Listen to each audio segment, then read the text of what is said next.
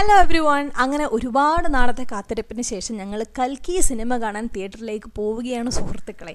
അങ്ങനെ എൻ്റെ skin care കഴിഞ്ഞു. കാര്യം എന്തായാലും വരുമ്പോൾ 1:30 ആവും. പിന്നെ ഇനി സ്കിൻ കെയറിനൊന്നും സമയമില്ലതുകൊണ്ട് ഓൾറെഡി എല്ലാം സെറ്റ് ചെയ്തിട്ടാണ് ഞാൻ പോകുന്നത്. അങ്ങനെ എൻ്റെ ഫേവറേറ്റ് ലിപ്സ്റ്റിക്കാണിത്, മേബിലിൻ വീനൈൽ ഇങ്കിൻ്റെ. ഞാൻ സ്വാച്ചസിൻ്റെ ഒരു വീഡിയോ എടുക്കാം.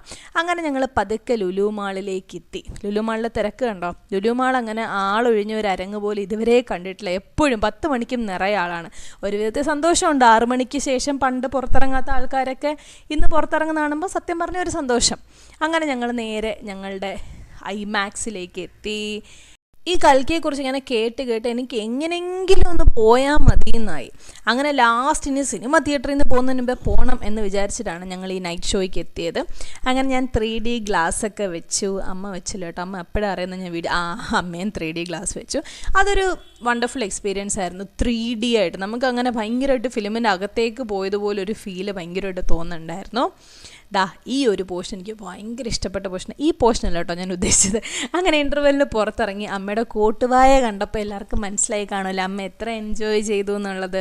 പിന്നെ PVRൻ്റെ ഈ ഒരു ടോയ്ലറ്റ്, ഈ ഒരു വാഷ്റൂമിലോട്ട് അമ്മ ആദ്യമായിട്ടാണ് കയറുന്നത്. ശരിക്കും പറഞ്ഞാൽ ബിന്ദു പണിക്കർ ഡ്യൂട്ടി ഫ്രീ ഷോപ്പിലേക്ക് കയറിയതുപോലെയായിരുന്നു അമ്മ ഇതിനുള്ളിലേക്ക് കയറിയത് കേട്ടോ. അമ്മയ്ക്ക് ഭയങ്കര എക്സൈറ്റ്മെൻ്റ് ആയിപ്പോയി, ഇത്രയും അടിപൊളി ബാത്റൂമോ എന്നൊക്കെ പറഞ്ഞിട്ട്. ഇതാരാണെന്ന് മനസ്സിലായോ? ഞാൻ കുറേ നേരം ശ്രദ്ധിച്ചതിന് ശേഷമാണ് ഇതാരാണെന്ന് മനസ്സിലായത്. എൻ്റെ ഇവരൊക്കെയായിരിക്കും. അങ്ങനെ ഞങ്ങൾ സിനിമയൊക്കെ കഴിഞ്ഞു. കുറച്ച് നേരം ഇങ്ങനെ ഇരുന്നിട്ട് പുറത്തേക്ക് ഇറങ്ങി. ഇതങ്ങനെ ഇങ്ങനെ കാണാൻ കിട്ടുന്നൊരു അവസരമൊന്നുമില്ല. ആളൊഴിഞ്ഞ ലുലു മാൾ. ഈ ഒരു ഹൈപ്പർ മാർക്കറ്റിലൊക്കെ ഇങ്ങനെ ആരും ഇല്ലാതെ കാണുന്നത് വളരെ റെയറായിട്ടുള്ളൊരു കാര്യം. ഞാനിങ്ങനെ എൻജോയ് ചെയ്ത് സിനിമയുടെ വിശേഷങ്ങളൊക്കെ പറഞ്ഞ് അടുത്ത് തന്നെ ഒരു കടയിൽ ചായയൊക്കെ കുടിക്കാൻ കയറി. 2 മണിയായിട്ടുണ്ടാവും. അപ്പോൾ ഞങ്ങൾ വീട്ടിൽ പോന്നു. ബായ്. ഇതാരുടെയോ ബൈക്ക്.